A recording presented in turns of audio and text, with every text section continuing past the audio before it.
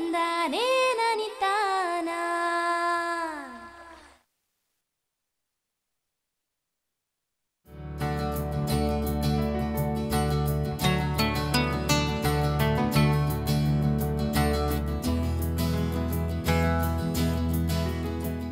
ನಮ್ಮ ರಾಜ್ಯದಲ್ಲಿ ಪಶುಸಂಗೋಪನೆಗೆ ಹೆಚ್ಚಿನ ಪ್ರಾಶಸ್ತ್ಯತೆಯನ್ನ ನೀಡಲಾಗುತ್ತಿದ್ದು, ಅಧಿಕ ಸಂಖ್ಯೆಯಲ್ಲಿ ರೈತರು ಹೈನುಗಾರಿಕೆಯ ಮೇಲೆ ಅವಲಂಬಿತರಾಗಿದ್ದಾರೆ. ರೈತರು ಹೈನುಗಾರಿಕೆಯಲ್ಲಿ ಉತ್ತಮ ಲಾಭವನ್ನ ಪಡೆಯಬೇಕಾದರೆ ರಾಸುಗಳಿಗೆ ಸಮತೋಲಿತ ಆಹಾರ ನೀಡುವುದರ ಜೊತೆಗೆ ಯಾವುದೇ ರೋಗಗಳು ಬಾರದಂತೆ ಮುಂಜಾಗ್ರತಾ ಕ್ರಮಗಳನ್ನು ಕೈಗೊಳ್ಳುವುದು ಅತಿ ಮುಖ್ಯವಾಗಿದೆ. ರಾಸುಗಳು ಹಾಲು ಉತ್ಪಾದಿಸುವಲ್ಲಿ ಕೆಚ್ಚಲು ಪ್ರಮುಖವಾದ ಪಾತ್ರವನ್ನ ವಹಿಸುತ್ತದೆ.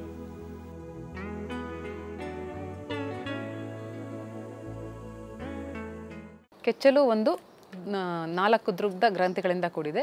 ಪ್ರತಿಯೊಂದು ಗ್ರಂಥಿಗೂ ಪ್ರತ್ಯೇಕವಾಗಿ ಒಂದು ಮೊಲೆ ಮತ್ತು ಒಂದು ಹಾಲು ಹೊಲ ಬರಲಿಕ್ಕೆ ಒಂದು ನಾಳ ರಚಿತವಾಗಿದೆ. ಒಂದು ದೊಡ್ಡದಾದ ಒಂದು ರಕ್ತನಾಳ ಈ ಕೆಚ್ಚಲಿಗೆ ರಕ್ತ ಸಂಚಾರವನ್ನು ಪೂರೈಸುತ್ತೆ. ಈ ರಕ್ತದ ಹರಿವಿನಿಂದ ರಕ್ತದಲ್ಲಿರೋ ಒಂದು ಪೋಷಕಾಂಶಗಳನ್ನೆಲ್ಲ ಉಪಯೋಗಿಸಿಕೊಂಡು ಕೆಚ್ಚನಲ್ಲಿರುವಂಥ ಜೀವಕೋಶಗಳು ಹಾಲು ಉತ್ಪಾದಿಸಿ ಅಲ್ಲಿ ಹಾಲು ಶೇಖರಣೆಗೊಳ್ಳುತ್ತೆ. ಹಾಗಾಗಿ ನಾವು ಯಾವುದೇ ಒಂದು ರಾಸುಗಳಲ್ಲಿ ಈ ರಕ್ತದ ಹರಿವನ್ನು ಕೊಡುವಂಥ ಒಂದು ರಕ್ತನಾಳ, ಕೆಚ್ಚಲಿಗೆ ರಕ್ತ ಹರಿಸುವಂಥ ರಕ್ತನಾಳ ದಪ್ಪನಾಗಿ ಅಂಕುಡೊಂಕಾಗಿದ್ದರೆ ಆ ರಾಸು ಹೆಚ್ಚು ಹಾಲು ಉತ್ಪಾದನೆ ಮಾಡಲಿಕ್ಕೆ ಶಕ್ತವಾಗಿದೆ ಅಂತ ಅಂದ್ಕೊಳ್ಬೋದು. ಹಾಗಾಗಿ ಈ ಒಂದು ಜೀವಕೋಶಗಳಿಂದ ಉತ್ಪತ್ತಿಯಾದಂಥ ಹಾಲು ಶೇಖರವಾಗಿ ಅದು ಆಕ್ಸಿಟೋಸಿನ್ ಅನ್ನೋ ಚೋದಕ, ಅಂದರೆ ಹಾರ್ಮೋನ್ ಅಂತ ಏನು ಹೇಳ್ತೀವಿ, ಈ ಹಾರ್ಮೋನ್ ಬಿಡುಗಡೆಗೊಂಡಾಗ ಈ ಶೇಖರಣೆಗೊಂಡ ಹಾಲು ಮೊಲೆಯ ನಾಳದ ಮೂಲಕ ಹೊರಬರುತ್ತೆ.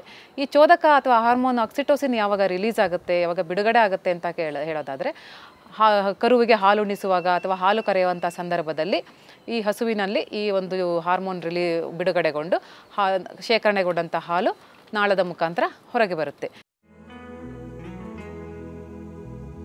ಹಸುಗಳಲ್ಲಿ ಕಂಡುಬರುವ ಪ್ರಮುಖವಾದ ರೋಗ ಎಂದರೆ ಅದು ಕೆಚ್ಚಲುಬಾವು. ಕೆಚ್ಚಲುಬಾವನ್ನ ಕೆಚ್ಚಲಿನ ಉರಿ, ಊತ ಅಥವಾ ಕಲ್ಲುಬಾವು ಎಂದು ಕರೆಯುತ್ತಾರೆ. ಈ ಕೆಚ್ಚಲುಬಾವು ರೋಗ ಸೂಕ್ಷ್ಮಾಣುಜೀವಿಗಳಿಂದ ಬರುವ ರೋಗವಾಗಿದ್ದು, ಸ್ವಚ್ಛತೆಯನ್ನ ಕಾಪಾಡಿಕೊಳ್ಳದೆ ಇರುವುದೇ ಈ ರೋಗಕ್ಕೆ ಮುಖ್ಯ ಕಾರಣವಾಗಿದೆ ಎನ್ನುತ್ತಾರೆ ತಜ್ಞರು.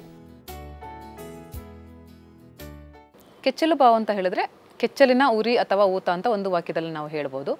ಆದರೆ ಮೇಲ್ನೋಟಕ್ಕೆ ಈ ಒಂದು ಕೆಚ್ಚಲುಬಾವು ಬಂದಂಥ ಹಸುಗಳಲ್ಲಿ ಕೆಚ್ಚಲು ಗಾತ್ರ ತುಂಬ ದಪ್ಪ ಆಗಿರುತ್ತೆ, ಮುಟ್ಟಿ ನೋಡಿದಾಗ ತುಂಬ ಗಟ್ಟಿಯಾಗಿರುತ್ತೆ, ಕೆಲವೊಂದು ಬಾರಿ ಕಲ್ಲು ರೀತಿಯ ಕೂಡ ಆಗಿರ್ಬೋದು. ಅದನ್ನು ನಾವು ಕಲ್ಲುಬಾವು ಅಂತ ಹೇಳ್ತೀವಿ. ಮತ್ತು ಕೆಚ್ಚಲುಬಾವಿನ ತೀವ್ರತೆ ಹೆಚ್ಚಿದ್ದಾಗ ಹಸುಗಳಲ್ಲಿ ಜ್ವರ ಕೂಡ ಬರಬಹುದು. ಇನ್ನು ಹಾಲನ್ನು ನೋಡಿದ್ರೆ ಹಾಲು ಕೆಲವೊಂದು ಬಾರಿ ಮೊಸರಿನ ರೀತಿ ಆಗಿರುತ್ತೆ, ಕೆಲವೊಂದು ಬಾರಿ ಹಳದಿ ಮಿಶ್ರಿತ ನೀರಿನ ರೀತಿ ಇರುತ್ತೆ, ಹಾಗೂ ಇನ್ನು ಕೆಲವೊಂದು ಬಾರಿ ರಕ್ತ ಮಿಶ್ರಿತ ಹಾಲನ್ನು ನಾವು ಈ ಕೆಚ್ಚಲುಬಾವು ಬಂದಂಥ ಹಸುಗಳಲ್ಲಿ ನಾವು ನೋಡಬಹುದಾಗಿದೆ. ಕೆಚ್ಚಲುಬಾವು ಸೂಕ್ಷ್ಮಾಣುಜೀವಿಗಳಿಂದ ಬರುವಂಥದ್ದು. ಯಾವುದೇ ಒಂದು ಸೂಕ್ಷ್ಮಾಣುಜೀವಿ ಮೊಲೆಯ ನಾಳದ ಮುಖಾಂತರ ಕೆಚ್ಚಲೊಳಗಡೆ ಸೇರಿಕೊಂಡಾಗ ಅಲ್ಲಿ ಅವುಗಳ ಸಂಖ್ಯೆ ವೃದ್ಧಿ ಹೊಂದಿ ಒಂದು ಸೂಕ್ಷ್ಮಾಣುಜೀವಿ 2 ಆಗಿ, 2 4 ಆಗಿ, 4 8 ಆಗಿ, ಈ ರೀತಿ ಲಕ್ಷಾಂತರ ಸೂಕ್ಷ್ಮಾಣುಜೀವಿ ಕೆಚ್ಚಲಲ್ಲಿ ಹೆಚ್ಚಾಗಿ ಇವುಗಳು ಆ ಒಂದು ಹಾಲು ಉತ್ಪತ್ತಿ ಮಾಡುವಂಥ ಜೀವಕೋಶಗಳನ್ನೆಲ್ಲ ನಾಶಪಡಿಸುತ್ತೆ. ಅಂತ ಆ ಒಂದು ಸಂದರ್ಭದಲ್ಲಿ ಕೆಚ್ಚಲಿನ ಉರಿ ಊತ ಕಾಣಿಸ್ಕೊಳ್ಳುತ್ತೆ. ಇದನ್ನೇ ನಾವು ಕೆಚ್ಚಲುಬಾವು ಅಂತ ಒಂದು ಹೇಳ್ತೀವಿ. ಕೊಟ್ಟಿಗೆಯ ಸ್ವಚ್ಛತೆಯನ್ನ ಕಾಪಾಡಿಕೊಳ್ಳದೇ ಇರುವುದು ಮತ್ತು ತೇವಾಂಶವಿರುವ ಜಾಗದಲ್ಲಿ ಹಸುಗಳು ಮಲಗುವುದರಿಂದ ಕೆಚ್ಚಲುಬಾವು ಕಂಡುಬರುತ್ತದೆ. ಅಲ್ಲದೆ ಕೆಚ್ಚಲನ್ನ ಸ್ವಚ್ಛವಾಗಿಡದೇ ಇರುವುದು, ಹಾಲನ್ನ ಕರೆಯುವ ಮೊದಲು ಮತ್ತು ನಂತರ ಕೆಚ್ಚಲನ್ನ ಸ್ವಚ್ಛಗೊಳಿಸದೇ ಇರುವುದು, ತಪ್ಪಾದ ಹಾಲು ಕರೆಯುವಿಕೆಯ ವಿಧಾನ, ಸರಿಯಾಗಿ ಯಂತ್ರಗಳನ್ನು ಬಳಸದೇ ಇರುವುದು ಮತ್ತು ಯಂತ್ರಗಳನ್ನು ಸ್ವಚ್ಛಗೊಳಿಸದೇ ಇರುವುದು ಪ್ರತಿದಿನ ಹಾಲು ಕರೆಯುವ ವೇಳೆಯಲ್ಲಿ ವ್ಯತ್ಯಾಸ ಮಾಡುವುದರಿಂದ ಕೆಚ್ಚಲುಬಾವು ಕಂಡುಬರುತ್ತದೆ ಎನ್ನುತ್ತಾರೆ ತಜ್ಞರು. ಕೆಚ್ಚಲುಬಾವು ಬರಲು ಪ್ರಮುಖ ಕಾರಣಗಳು ಅಂತ ಹೇಳೋದಾದರೆ, ಮೊದಲನೇದಾಗಿ ಕೊಟ್ಟಿಗೆಯಲ್ಲಿ ಸ್ವಚ್ಛತೆ ಕಾಪಾಡದೇ ಇರೋವಂಥದ್ದು ಮತ್ತು ಕೊಟ್ಟಿಗೆಯಲ್ಲಿ ತೇವಾಂಶ ಇರೋವಂಥದ್ದು ಯಾವಾಗಲೂ. ಯಾಕಂದರೆ ಹಾಲು ಕರೆದ ನಂತರ, ಕೈಯಿಂದ ಹಾಲು ಕರೆಯೋದಾದರೆ ಹಾಲು ಕರೆದ ನಂತರ ಸುಮಾರು ಅರ್ಧ ಗಂಟೆವರೆಗೂ ಮೊಲೆಯ ನಾಳ ತೆರೆದಿರುತ್ತೆ.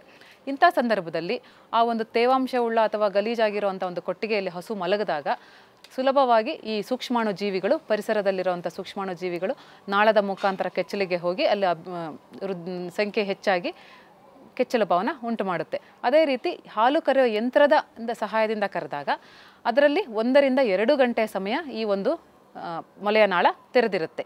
ಇಂಥ ಸಂದರ್ಭದಲ್ಲೂ ಕೂಡ ಹಸು ಏನಾದರೂ ಸ್ವಚ್ಛವಾಗಿಲ್ಲದೆ ಇರೋಂಥ ಕೊಟ್ಟಿಗೆಯಲ್ಲಿ ಅಥವಾ ತೇವಾಂಶ ಇರೋಂಥ ಕೊಟ್ಟಿಗೆಯಲ್ಲಿ ಮಲಗಿದಾಗ ಆ ಒಂದು ಸೂಕ್ಷ್ಮಾಣು ಜೀವಿಗಳು ಸುಲಭವಾಗಿ ಒಳ ಸೇರಿ ಕೆಚ್ಚಲು ಬಾವನ್ನು ಉಂಟು ಮಾಡುತ್ತೆ. ಇನ್ನು ಎರಡನೇ ಕಾರಣ ಅಂತ ಹೇಳೋದಾದರೆ ಕೆಚ್ಚಲನ್ನು ಸರಿಯಾಗಿ ಸ್ವಚ್ಛವಾಗಿ ಇಡದೇ ಇರೋಂಥದ್ದು. ಹಾಲು ಕರೆಯೋಕ್ಕೆ ಮುನ್ನ ಮತ್ತು ಹಾಲು ಕರೆದ ನಂತರ ಕೆಚ್ಚಲನ್ನು ಸ್ವಚ್ಛಗೊಳಿಸಬೇಕಾಗುತ್ತೆ. ನೀಟಾಗಿ ಅದನ್ನು ತೊಳೆದುಬಿಟ್ಟು ಒಂದು ಸ್ವಚ್ಛವಾದ ಬಿಳಿ ಬಟ್ಟೆಯಿಂದ ಒರೆಸ್ಕೊಳ್ಬೇಕಾಗತ್ತೆ. ಈ ರೀತಿ ಮಾಡದೇ ಇರೋದ್ರಿಂದ ಕೂಡ ಪರಿಸರದಲ್ಲಿರೋಂಥ ಅಥವಾ ಕೆಲವೊಂದು ಬಾರಿ ಸಗಣಿ ಎಲ್ಲ ಮೆತ್ತುಕೊಂಡಿರುತ್ತೆ ಈ ಕೆಚ್ಚಲಿಗೆ. ಸೊ ಅದರಲ್ಲಿರೋ ಸೂಕ್ಷ್ಮಾಣು ಜೀವಿಗಳು ಒಳ ಸೇರಿ ಕೆಚ್ಚಲು ಬಾವನ್ನು ಉಂಟು ಮಾಡ್ಬೋದು. ಇನ್ನೂ ಒಂದು ಮುಖ್ಯವಾದ ಕಾರಣ ಅಂತ ಹೇಳೋದಾದರೆ ತಪ್ಪಾದ ಹಾಲು ಕರೆಯುವ ವಿಧಾನ. ಸಾಮಾನ್ಯವಾಗಿ ನಾವು ಪೂರ್ಣ ಮುಷ್ಟಿ ವಿಧಾನದಿಂದ ಹಾಲು ಕರೆಯಬೇಕು ಒಂದು ಸೂಕ್ತ ಅಂತ ರೈತರಿಗೆ ಹೇಳ್ತಾ ಇರ್ತೀವಿ. ಆದರೂ ಕೆಲವೊಬ್ಬ ರೈತರು ಏನು ಮಾಡ್ತಾರೆ, ಹೆಬ್ಬೆರಳನ್ನು ಆ ಒಂದು ಮೊಲೆಗೆ ಒತ್ತಿ ಹಿಡಿದು ಹಾಲು ಕರೆಯುವಂಥದ್ದು ಅಥವಾ ತೋರ್ಬೆರಳು ಮತ್ತು ಹೆಬ್ಬೆರಳ ಮಧ್ಯೆ ಮೊಲೆಯನ್ನು ಕೊಟ್ಕೊಂಡು ಹಾಲು ಕರೆಯುವಂಥ ಒಂದು ವಿಧಾನನ ಅನುಸರಿಸ್ತಾರೆ. ಈ ವಿಧಾನಗಳಿಂದ ಏನಾಗುತ್ತೆ, ಆ ಒಂದು ಮೊಲೆಯ ನಾಳಕ್ಕೆ ಒಂದು ಡ್ಯಾಮೇಜ್ ಆಗೋ ಸಂದರ್ಭ ಹೆಚ್ಚಾಗಿರುತ್ತೆ. ಸೊ ಇದರಿಂದ ಕೆಚ್ಚಲು ಬಾವು ಕೂಡ ಬರಬಹುದು. ಇನ್ನು ಸರಿಯಾಗಿ ಹಾಲು ಕರೆಯುವ ಯಂತ್ರದ ಬಳಕೆ ಮಾಡದೇ ಇರೋದು ಮತ್ತು ಅದನ್ನು ಸರಿಯಾಗಿ ಸ್ವಚ್ಛಗೊಳಿಸದೇ ಇರೋದು. ಇದರಲ್ಲಿ ಆ ಒಂದು ಯಂತ್ರ ಬಳಕೆ ಮಾಡಬೇಕಾದ್ರೆ ಹಾಲು ಕರೆದ ನಂತರ ಮತ್ತು ಹಾಲು ಕರೆಯುವ ಮುಂಚೆ ಯಂತ್ರವನ್ನು ಬಿಸಿ ನೀರಿನಿಂದ ಅಥವಾ ಕ್ರಿಮಿನಾಶಕ ದ್ರಾವಣದಿಂದ ಸ್ವಚ್ಛಗೊಳಿಸಬೇಕು.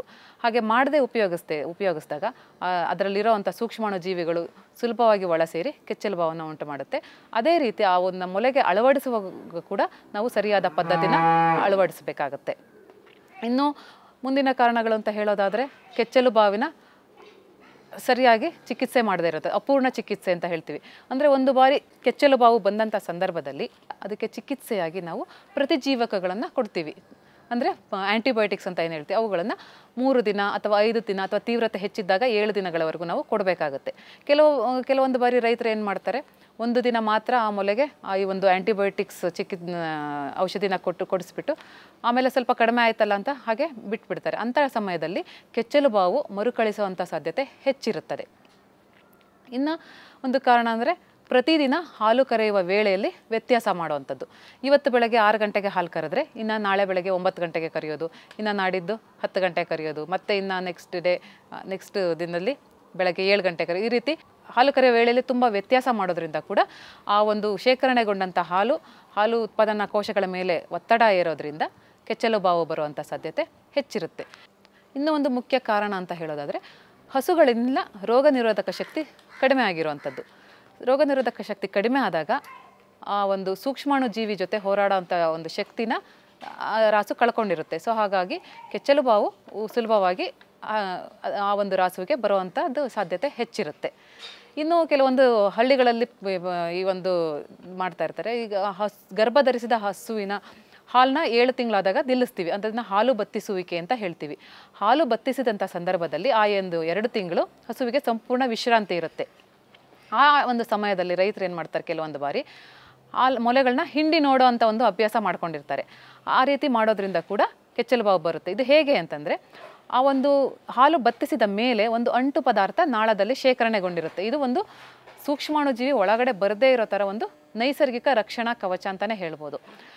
ಈಗ ರೈತರು ಅದೊಂದು ಮೊಲೆಗಳನ್ನ ಹಾಲು ಕರೆದಾಗ ಏನಾಗುತ್ತೆ, ಆ ಒಂದು ಅಂಟು ದ್ರವ ಎಲ್ಲ ಹೊರಬಂದು ಸೂಕ್ಷ್ಮಾಣು ಜೀವಿಗಳು ಸುಲಭವಾಗಿ ಒಳ ಸೇರಿ ಕೆಚ್ಚಲು ಬಾವನ್ನು ಉಂಟು ಮಾಡುತ್ತೆ.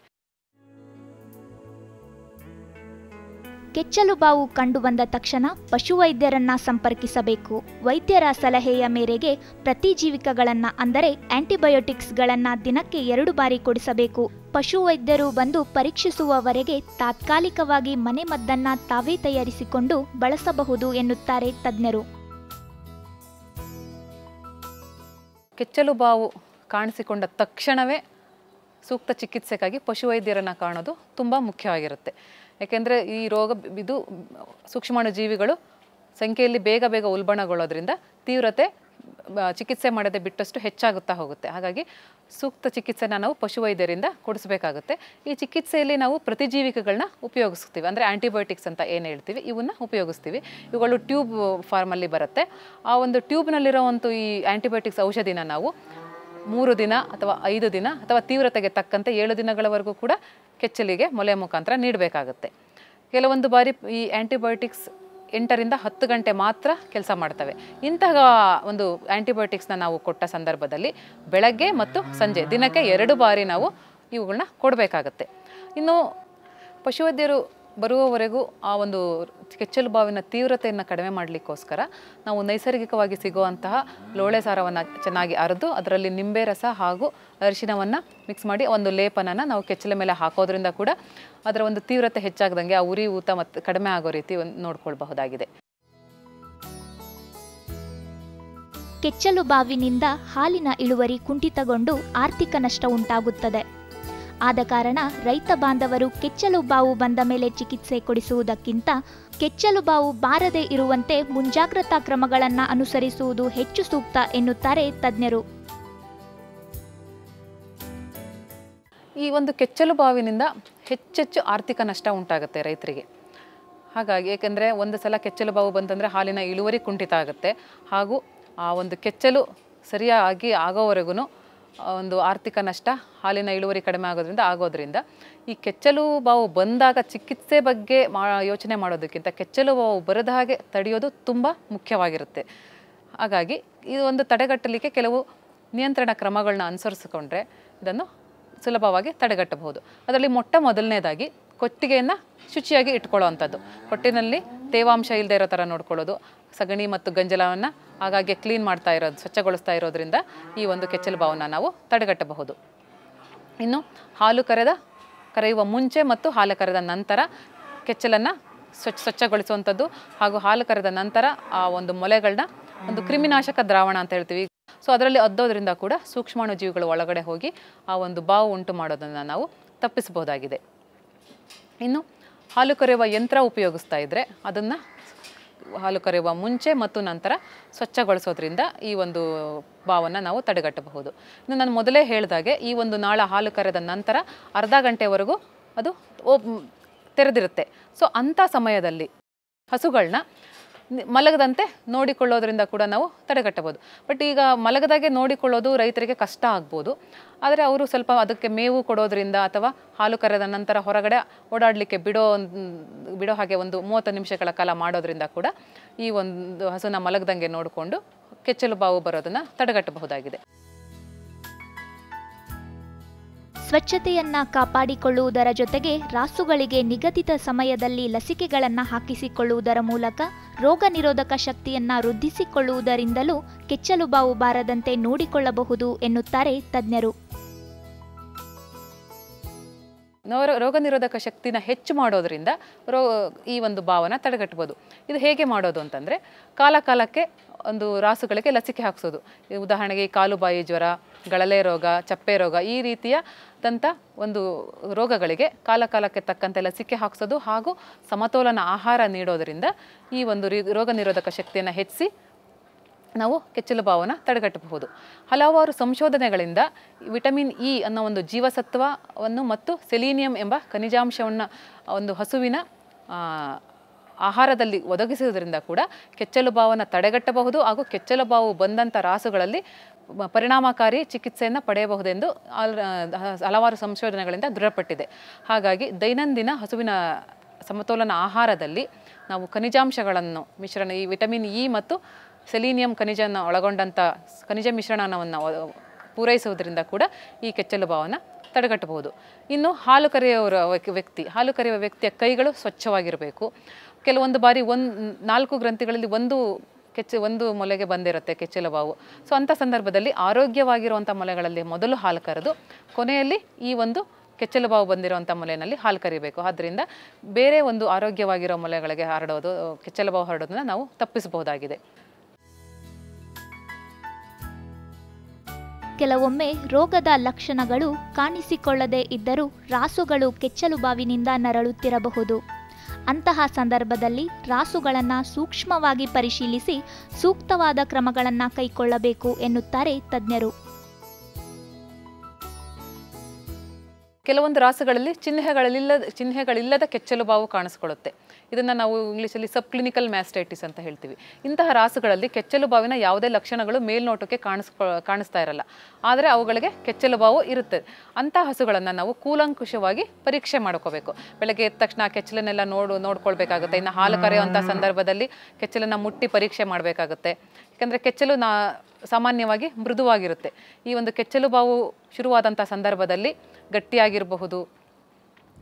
ಹಾಗಾಗಿ ಇಂತಹ ಚಿಹ್ನೆಗಳಿಲ್ಲದ ಕೆಚ್ಚಲು ಬಾವು ಇರುವಂಥ ರಾಸುಗಳನ್ನು ಕೂಲಂಕುಷವಾಗಿ ಪರೀಕ್ಷೆ ಮಾಡೋದ್ರಿಂದ ಅವುಗಳನ್ನು ಐಡೆಂಟಿಫೈ ಮಾಡಿ ನಾವು ಸೂಕ್ತ ರೀತಿಯಲ್ಲಿ ಚಿಕಿತ್ಸೆ ಕೊಡಿಸೋದ್ರಿಂದ ಮುಂದೆ ಅವು ತೀವ್ರ ಸ್ವರೂಪದ ಕೆಚ್ಚಲು ಬಾವು ಆಗೋದನ್ನು ತಡೆಗಟ್ಟಿ ಆರ್ಥಿಕ ನಷ್ಟನ ಕಡಿಮೆ ಮಾಡಿಕೊಳ್ಬಹುದಾಗಿದೆ. ಒಟ್ಟಿನಲ್ಲಿ ರೈತ ಬಾಂಧವರು ಕೊಟ್ಟಿಗೆಯ ಸ್ವಚ್ಛತೆ, ಹಾಲು ಕರೆಯುವವರ ಅಥವಾ ಹಾಲು ಕರೆಯುವ ಯಂತ್ರದ ಸ್ವಚ್ಛತೆ, ನಿಯಮಿತ ಸಮಯದಲ್ಲಿ ಹಾಲು ಕರೆಯುವಿಕೆ ಹಾಗೂ ರಾಸುಗಳಲ್ಲಿ ರೋಗ ನಿರೋಧಕ ಶಕ್ತಿಯನ್ನು ಹೆಚ್ಚಿಸಿಕೊಳ್ಳುವುದರಿಂದ ಕೆಚ್ಚಲು ಬಾವು ಬಾರದಂತೆ ನೋಡಿಕೊಳ್ಳಬಹುದು. ಕೊನೆಯದಾಗಿ ರೈತರಿಗೆ ಹೇಳೋದಾದರೆ ಸ್ವಚ್ಛತೆಯನ್ನು ಕಾಪಾಡಿಕೊಳ್ಳೋದು ತುಂಬ ಮುಖ್ಯ. ಅದು ಕೊಟ್ಟಿಗೆ ಸ್ವಚ್ಛತೆ ಆಗ್ಬೋದು, ರಾಸುವಿನ ಸ್ವಚ್ಛತೆ ಆಗ್ಬೋದು, ಹಾಲು ಕರೆಯುವ ವ್ಯಕ್ತಿಯ ಸ್ವಚ್ಛತೆ ಆಗ್ಬೋದು, ಹಾಗೂ ಹಾಲು ಕರೆಯುವ ಯಂತ್ರದ ಸ್ವಚ್ಛತೆ. ಎಲ್ಲ ರೀತಿಯ ಸ್ವಚ್ಛತೆಯನ್ನು ಕಾಪಾಡಿಕೊಂಡು ಜೊತೆಗೆ ರಾಸುವಿನ ರೋಗ ನಿರೋಧಕ ಶಕ್ತಿಯನ್ನು ಹೆಚ್ಚಿಸಿಕೊಂಡ್ರೆ ಕೆಚ್ಚಲು ಬಾವು ಬರೋದನ್ನು ತಡೆಗಟ್ಟಿ ಒಂದು ಹೈನುಗಾರಿಕೆಯಲ್ಲಿ ಹೆಚ್ಚೆಚ್ಚು ಲಾಭವನ್ನು ಪಡಿಬಹುದು ಅಂತ ಹೇಳ್ಬೋದು.